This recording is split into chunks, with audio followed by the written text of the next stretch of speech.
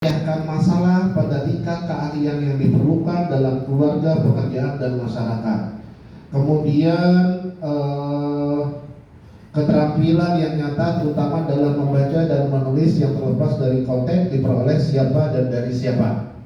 Nah, kalau dalam konsep kita Islam sendiri, salah satu ayat yang pertama kali diturunkan oleh Allah Subhanahu wa taala kepada Rasulullah itu adalah surat Al-Alaq ayat 1 sampai 5. Di situ yang paling terkenal ayat pertamanya yaitu Iqra, yang artinya bacalah. Bacalah, yang pada saat itu kita tahu bahwa Nabi Muhammad itu adalah seorang yang dalam tanda petik beliau tidak bisa membaca simbol huruf. Jadi kalau bukan berarti ya Nabi Muhammad itu beliau tidak bisa membaca simbol huruf. Nah, artinya meskipun dengan kemampuan Nabi Muhammad membaca simbol huruf itu terbatas, perintah membaca ini artinya tidak sekedar membaca dalam arti konteks membaca teks saja, tetapi lebih luas dari itu. Meneliti, mengamati, mendalami segala macam, itulah konsep dari Iqra. Dan inilah yang diadopsi dalam konteks literasi. Jadi literasi itu sebenarnya ujungnya tidak hanya membaca huruf, tidak hanya membaca teks, tetapi lebih luas dari itu. Apalagi nanti kalau kita tarik benang merahnya dalam konteks pendidikan anak usia dini. Jadi kalau dalam konteks pendidikan anak usia dini, itu nanti membaca itu sangat bervariasi. Jangan kita bersempit dengan membaca huruf, dengan membaca calistung saja, karena ada riset yang menarik. Ini pernah lu dengar pada saat pelatihannya Ayah Edi.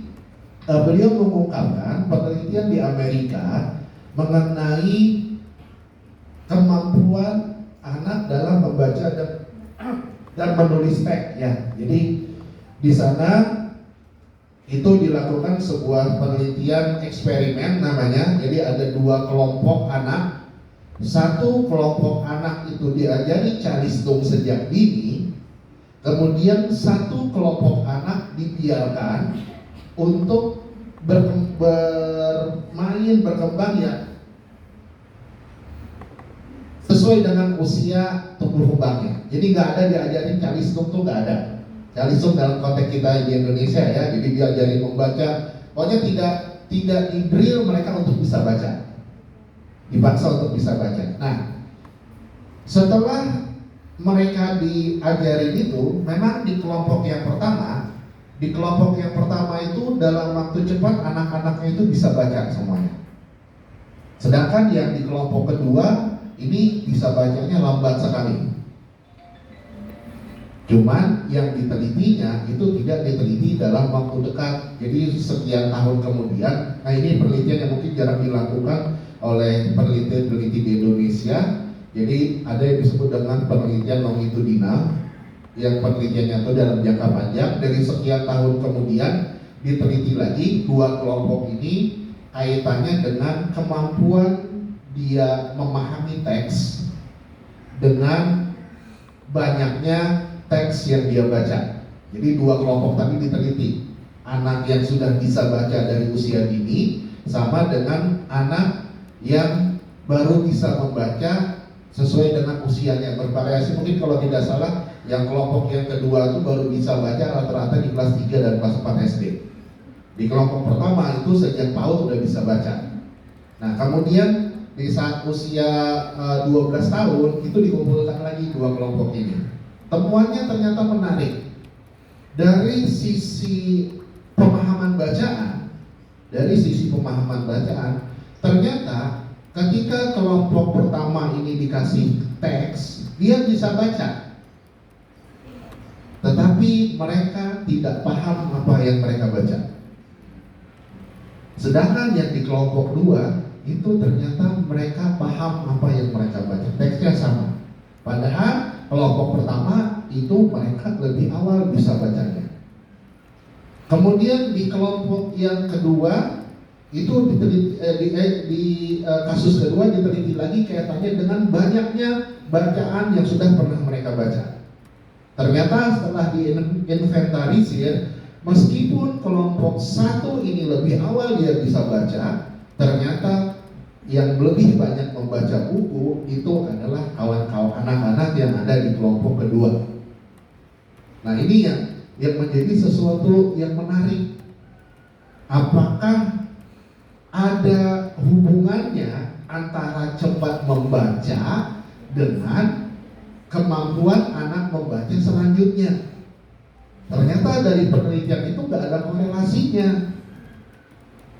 Kita cepat-cepat memaksakan anak bisa baca, dari hasil penelitian tadi membuktikan bahwa belum tentu anak bisa baca itu dia akan memanfaatkan kemampuan membacanya untuk membaca buku lagi. Nah, dicobalah ditelusuri kenapa terjadi kasus seperti ini, seolah-olah kan ada penyimpangan. Logikanya kalau dia cepat baca, dia harusnya lebih banyak bacaannya. Dia harus lebih paham terhadap apa yang dia baca karena dia lebih duluan bisa baca. Ternyata setelah diteliti lebih dalam lagi, salah satu penyebabnya itu bagi anak-anak yang berada di kelompok satu tadi, ketika mereka dipaksa bisa baca, mereka bisa baca. Tetapi mereka tidak pernah tahu buat apa mereka bisa baca tadi. Mereka tidak merasa perlu dengan kemampuan membaca mereka, sehingga mereka nggak bisa mengembangkan kemampuan itu. Dia bisa baca, tapi nggak tahu baca ini kesan apa. Nah, sedangkan di kelompok kedua, mereka nggak pernah diajarkan baca. Mereka nggak pernah diajarkan calistung yang dipaksakan, tetapi dibiarkan aja sesuai dengan kebutuhan. Mereka belajar, mereka bermain, nanya kepada ibu guru. Ketika mereka ingin tanya, ibu guru nggak punya jawaban lagi, silahkan nanti disuruh cari buku, lihat gambar-gambar. Ingin lebih dalam lagi, gurunya nanti coba kenali bacaan-bacaan yang ada di buku. Akhirnya secara otomatis mereka pelan-pelan sadar bahwa dengan membaca itu mereka bisa banyak tahu. Dengan membaca mereka bisa memperoleh banyak informasi. Akhirnya mereka pun membaca, dan membacanya itu karena sebuah kebutuhan bagi dirinya. Bacaannya makin banyak, dan apa yang mereka baca itu biasanya mereka usahakan untuk mereka pahami.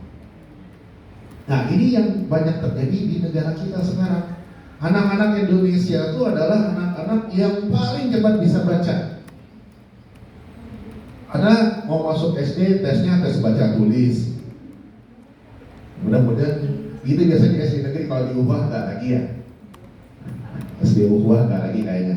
Tapi kalau di SD negeri beberapa itu masih ditemukan nanti anak di tes huruf segala macam yang mereka dituntut bisa baca. Dan sampai sekarang ini keluhan ini masih sering saya dengar, tidak hanya di kita saja tetapi juga beberapa wilayah di Indonesia, yang memaksa akhirnya guru-guru untuk mendrill anak PAUD bisa baca. Padahal nanti kalau kita lihat lagi lebih dalam bagaimana proses perkembangan anak usia dini dalam membaca, itu nanti kita akan kaget.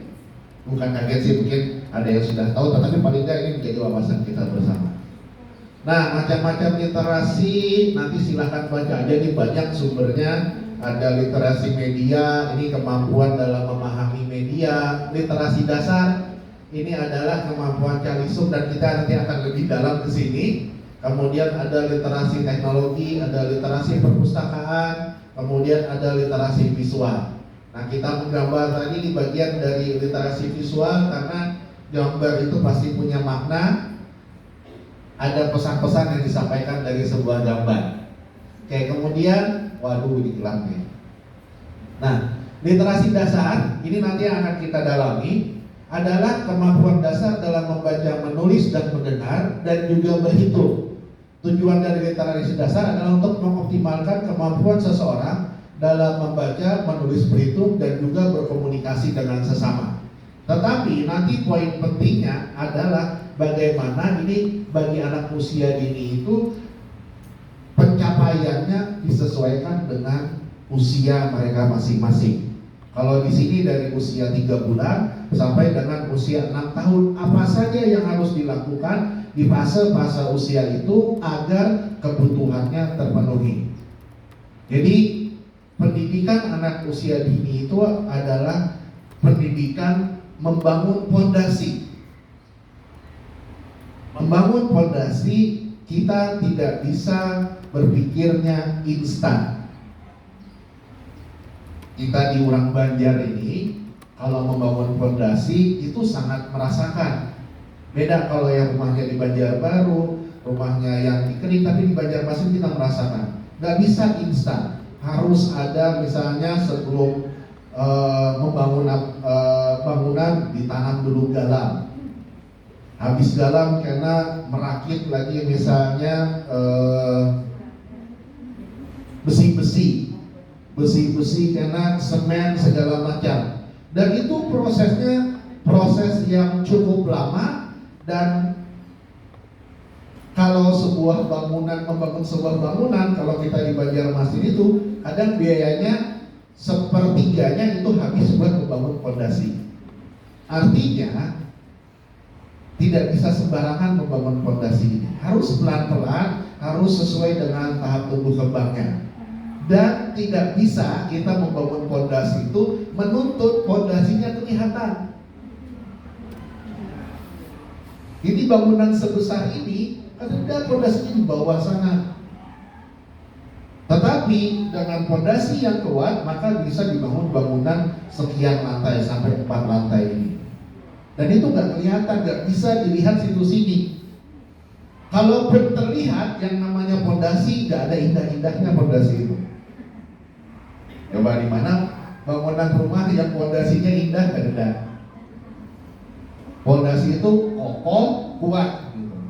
Nanti kalau fondasinya udah bagus, rumah seperti apapun, bangunan seperti apapun itu bisa dibangun di atasnya. Nah, di pendidikan anak usia dini yang kita bangun itu, jadi orientasi hasil itu nanti baru akan terasa 10 tahun atau 15 tahun kemudian. 5 tahun itu terlalu cepat untuk efek dari pendidikan anak usia dini. Jadi harus benar-benar kita tidak bisa melihat anak yang kita didik hari ini seolah-olah nanti kita prediksi kalau anaknya kayak gini dia bakal sukses. Nggak bisa diprediksi. Tetapi kita bisa membangun fondasi yang kuat itu agar mereka bisa lebih siap menghadapi masa depannya. Oke. Nah, kalau menurut Kemendikbud itu literasi itu ada 6.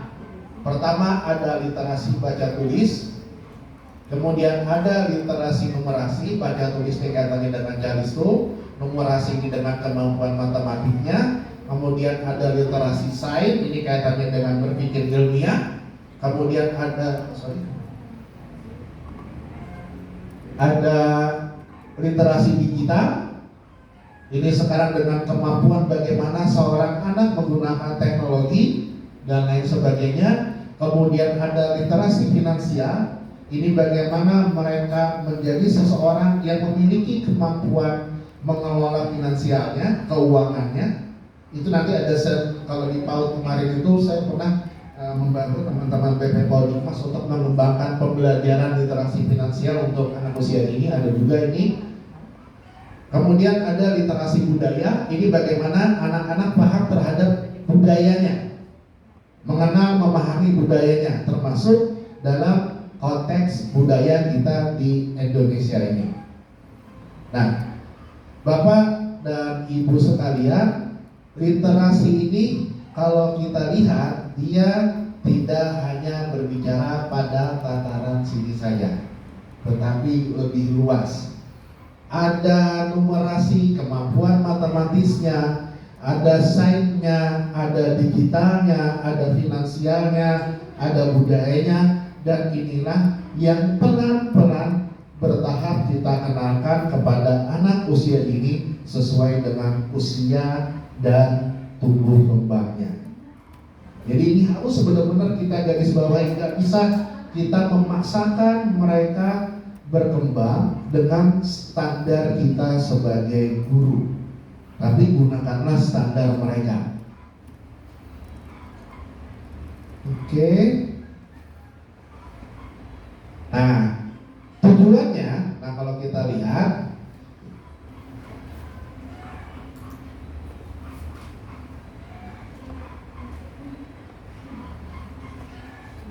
tujuannya kan kalau kita lihat tidak sekedar anak bisa membaca dan menulis saja.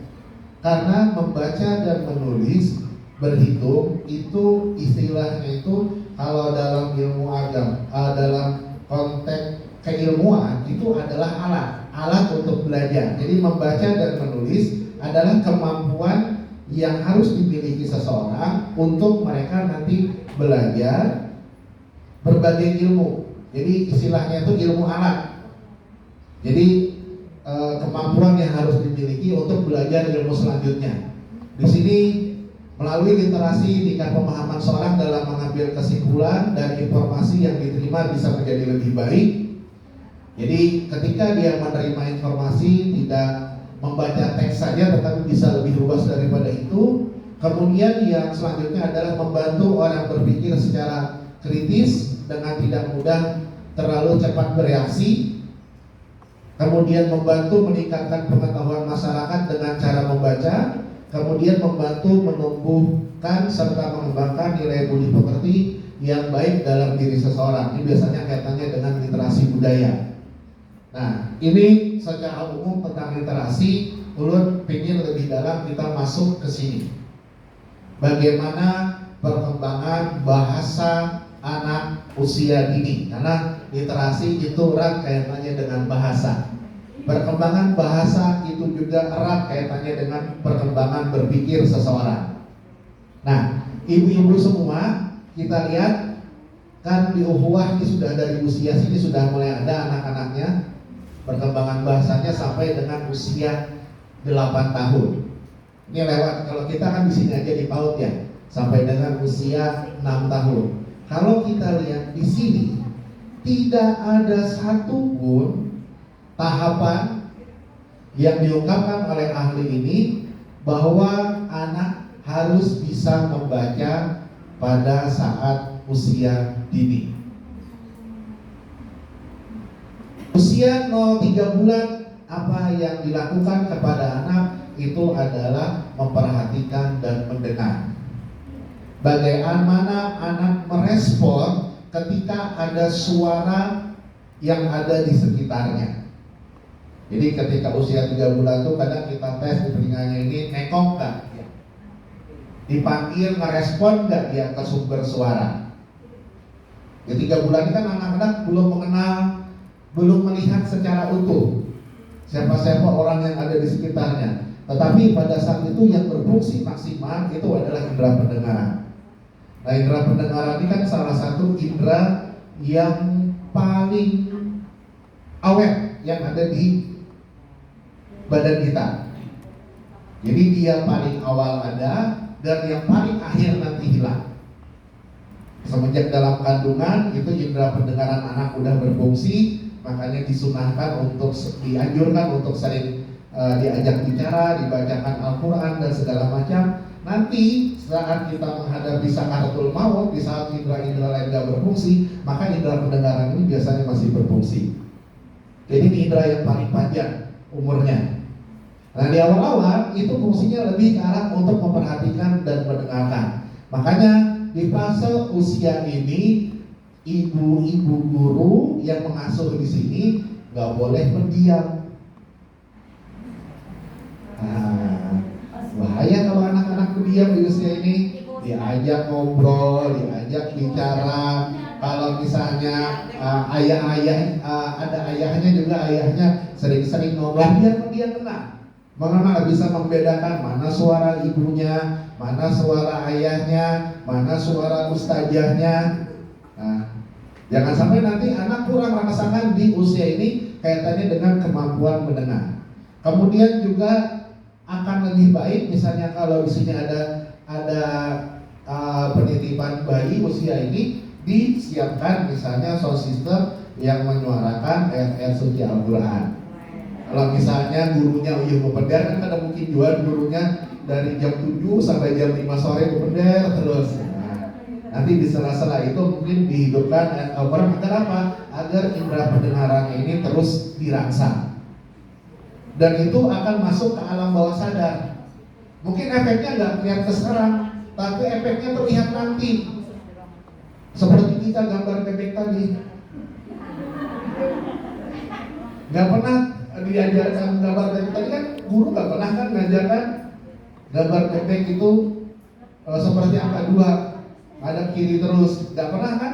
Tetapi karena itu dilakukan berulang-ulang, secara tidak sadar ibu-ibu Ulun tidak pernah tadi nulis angka 2 enggak, tapi nyuruh gambar bebek, tapi yang muncul bebeknya adalah angka 2, semua kanan kiri. Nah seperti itu ketika kita membiasakan anak suarakan murotal Al-Quran pelan-pelan gitu, tentunya dengan suara yang tidak terlalu keras tetapi juga tidak terlalu pelan, agar mereka merasa nyaman dan terlatih untuk mendengarkan dan membedakan suara. Kemudian ketika sudah masuk usia 3 bulan, ini tetap kita lanjutkan karena pada fase ini suara sudah mereka kenali, kemudian masih berperan juga indera pendengaran, tetapi sudah lebih tidak pendengaran saja, tetapi anggota tubuhnya sudah mulai banyak berperan, sehingga perlu ada berbagai macam alat main sebagai media komunikasi buat anak-anak. Nah, kalau kita menurut teori yang lain di fase ini, yang hijau dan biru ini anak juga sedang berada di fase yang disebut dengan fase sensori motor. Fase sensori motor itu apa? Fase sensori motor itu adalah fase di mana anak mengumpulkan informasi melalui panca inderanya. Nah, ibu dan bapak sekalian, kita ini diberikan oleh Allah jendela pengetahuan dan pintu pengetahuan melalui panca indera. Ada mata, ada telinga, ada hidung, ada apa lagi? Lidah, kalau mulut kesan makan. Kemudian apa lagi? Kulit, bukan tangan ya, kulitnya. Itu sebagai apa? Fungsinya adalah sebagai jendela informasi. Jadi berbagai konsep pengetahuan masuk ke otak kita itu melalui panca indera kita tadi. Nah, di fase sensori motor, di fase hijau dan biru ini, anak-anak sedang mengumpulkan informasi yang paling banyak itu menggunakan panca inderanya. Oleh karena itu, di fase ini usahakan anak banyak bersentuhan dengan lingkungannya. Semakin banyak panca indera dilibatkan dalam proses pembelajaran, maka akan semakin banyak informasi yang tersimpan di otaknya. Cuman satu lagi perlu ingatkan, jangan pernah berpikir kalau informasi banyak di kepala anak bisa mengeluarkan. Jangan berpikir dulu, karena pada fase ini anak sedang menyerap. Anak sedang fase menyerap, bukan mengeluarkan. Jadi fase menyerap informasi. Makanya sering kan kalau di pelatihan PAUD itu sering otak anak itu katanya diibaratkan sebuah spon dimasukkan ke air, maka air itu akan terserap semua. Nah, anak-anak seperti itu, dia sedang menyerap informasi. Semakin banyak dia bersentuhan dengan lingkungan, itu akan semakin banyak informasi yang dia serap. Semakin protektif orang tua di fase ini, maka akan semakin sedikit informasi yang dia terima. Makanya di fase ini kan anak sedang lincah-lincahnya nih. Sudah mulai, kalau sudah 6 bulan sudah mulai belajar bertingkaung, kemudian karena mulai belajar berjalan, 2-3 tahun ini fase rame-ramenya anak-anak nih, sedang luar biasanya mereka sangat aktif mengumpulkan informasi mengenai lingkungannya. Dan satu lagi yang perlu diingat, selain mereka punya daya serap yang luar biasa, anak-anak tidak bisa membedakan mana informasi yang baik, mana informasi yang buruk. Nah, sehingga apapun yang dia dengar, apapun yang dia lihat, apapun yang dia pernah rasakan, itu akan tersimpan di otaknya sebagai bagian dari memori yang pernah dia terima. Makanya kalau ada anak 3 tahun ngomong kotor, anak 2 tahun ngomong tidak pantas, jangan serta-merta menyalahkan anak. Karena dia belum tahu itu perkataan itu baik atau buruk. Kenapa dia bisa mengeluarkan itu? Karena sehari-hari itulah yang dia dengar. Jadi kalau dalam konsep perkembangan moral anak di usia ini, kalau dalam mengenalkan moral anak, yang paling penting dalam menanamkan baik dan buruk itu adalah ibu-ibu kalau melihat anak berbuat buruk jangan dibiarkan, harus segera ditegur. Sorry, kenapa lagi sekali? Ada di taman. Sabar, karena kita ada di taman. Para tinggal di barat. Nah, jangan dibiarkan. Kadang dengan alasan lucu, dengan alasan kadang masih halus juga, kita kadang membiarkan. Padahal di fase ini kalau kita ingin mengenalkan baik dan buruk, kalau anak berbuat salah, segera tegur. Ini di fase ini, di fase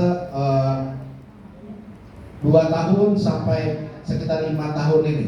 Nanti yang 5 sampai 8 tahun beda lagi perlakuannya mengenalkan baik dan buruk.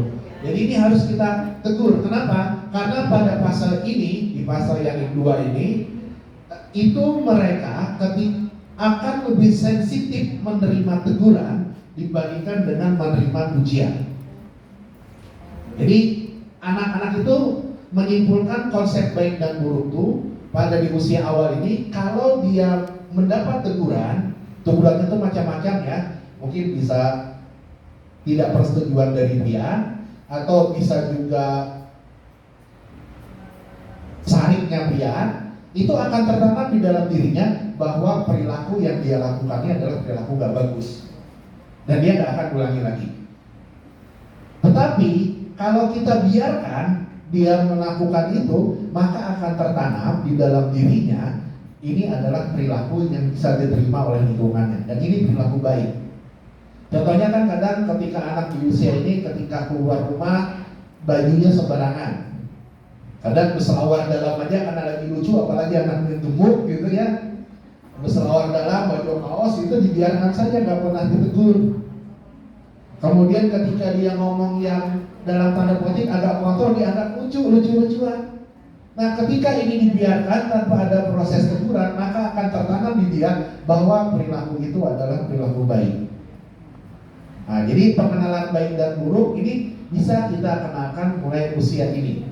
Meskipun dia belum bisa mengolah, tetapi dia tahu, orang nggak suka, maka dia nggak akan ulangin lagi. Jadi di fase ini teguran ini penting untuk konsep pengenalan baik dan buruk. Nah, termasuk juga tadi dalam pemahaman kata, informasi dan segala macam. Nah, lanjut ke usia selanjutnya. Di usia PAUD, di TK, ini usia 3 sampai 5 tahun, di kelompok bermain sebagian juga. Kemudian sampai 5-8 tahun, anak sudah mulai dilatih untuk aktif dalam berbicara. Kalau dalam bahasa kita di kurikulum itu ada mengungkapkan bahasa. Nah, jadi tidak sekedar menerima saja, tidak memahami saja, tetapi sudah dalam tataran mengungkapkan bahasa. Apa yang dia rasakan, apa yang dia mau, itu mulai dikenalkan. Nah, di usia 5 sampai 8 tahun ini udah lebih tinggi lagi, sudah sampai dalam menjelaskan ide secara rinci dan runtut.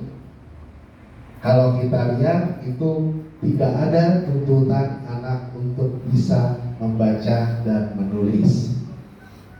Oke, kita lanjut jam 10.30 silakan. Nah, aduh ini agak kecil ya. Kalau nggak kebaca nanti materinya belum share ke panitia. Nah, tahap perkembangan membaca ini lebih fokus lagi. Kalau tadi bahasanya, ini membacanya. Ini kita bisa lihat ada usia dari 6 bulan sampai dengan usia 18 tahun. Jadi panjang nih usianya. Kita di PAUD sampai dengan usia sini saja. Nah, kita di sini saja. Di sini ada istilah pre-reading, kemudian di sini ada istilah initial reading dan decoding. Kemudian ada selanjutnya confirmation and fluence di usia 78 tahun, kelas 2 kelas 3. Kemudian ada reading for learning the new usia 9 sampai 14 tahun. Kemudian ada multiple viewpoints, kemudian construction and reconstruction untuk 18 tahun ke atas. Nah, kita akan coba fokus di usia anak. Perlu kada ingat ada teknologi nakawali gonoli. Ini kaitannya dengan literasi teknologi juga digital tadi. Terbaca Ibu? Nah, pre-reading usia 6 bulan sampai dengan 6 tahun. Di sini anak membacanya dengan mengenal kata, huruf dan simbol dalam bacaan. Nanti Ulun akan setelah ini akan mencoba mengilustrasikan bagaimana proses bacaan itu masuk ke dalam diri anak. Kemudian yang kedua, anak berpura-pura membaca dan menceritakan kembali saat sedang melihat-lihat buku. Kemudian anak sedang bermain dengan buku, pensil dan kertas. Kemudian orang tua menghargai minat anak dengan menyediakan buku, kertas, pensil, huruf blok dan lain sebagainya. Nah, di fase ini anak itu membacanya baru dalam tahap pura-pura membaca. Jadi kalau dia lihat di anak usia TK itu, dia mungkin sering mengambil bukunya dibuka seolah-olah dia sedang membaca. Nah, itu normal buat anak-anak.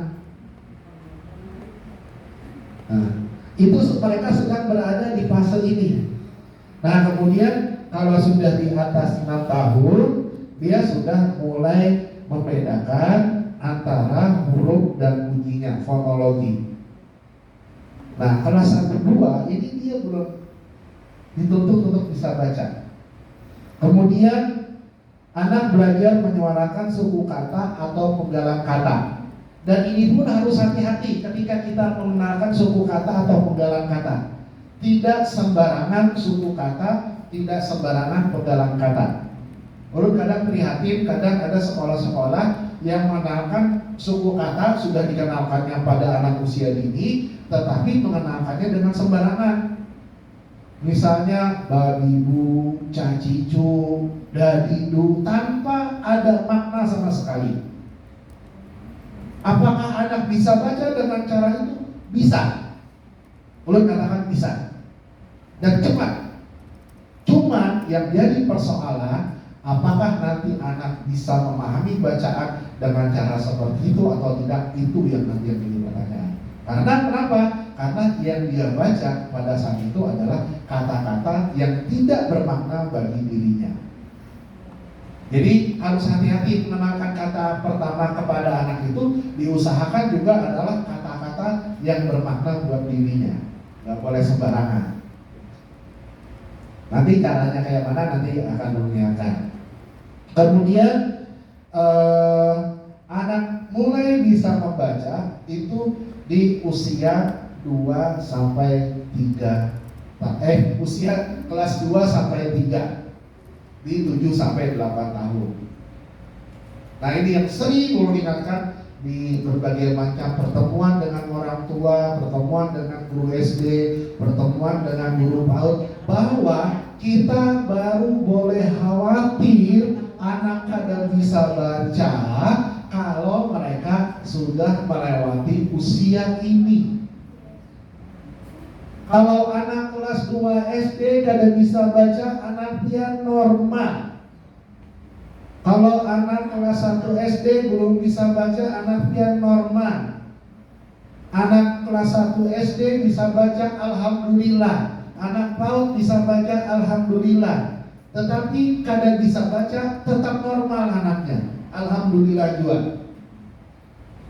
Nah, kita baru khawatir anak itu terlambat baca atau enggaknya kalau dia sudah lewat usia 8 tahun. Dan ibu ya, bapak-bapak sekalian, artinya kalau di bawah usia ini bisa baca, normal saja. Tidak bisa baca, itu tidak normal. Nah, terus kenapa Pak dia nggak bisa baca? Bisa jadi pada saat itu anak memang belum fokus atau memang kecerdasan kemampuan dia dalam membaca tidak menonjol. Iya, kecerdasan anak itu kan macam-macam ya. Sudah pernah dengar kan konsep kecerdasan majemuk, multiple intelligence? Nah, macam-macam konsep kecerdasannya, nanti kalau sempat kita singgung, tapi kalau kan kita lewati dulu. Nah, baru kita boleh khawatir. Urut punya pengalaman, anak 3 beda-beda. Anak pertama itu baru bisa baca di akhir kelas 2. Yang tegang itu gurunya. Abah mamanya tenang aja. Bahkan sempat disuruh les baca, kalau usah masih kelas 1, biarin aja kalau bisa baca. Gurunya maksa bisa baca, udah kada apa-apa kalau gurunya anaknya dipaksa bisa baca, anaknya aja pindah kelas dari guru yang tidak bisa baca, yang tidak memaksa anak bisa baca. Alhamdulillah bisa baca sendiri menjelang akhir kelas 1 mau masuk kelas 2. Kemudian anak yang kedua itu bisa baca di PAUD. Anak yang terakhir bisa baca menjelang kelas 3. Dan itu normal-normal saja, jangan khawatir. Nanti dia akan kejar sendiri. Oh iya, ada riset yang lain mengatakan tidak ada hubungannya antara bisa baca dengan cepat lulus kuliah. Jadi cepat bisa baca itu tidak menjamin seseorang bisa cepat kuliah. Jadi tenang aja.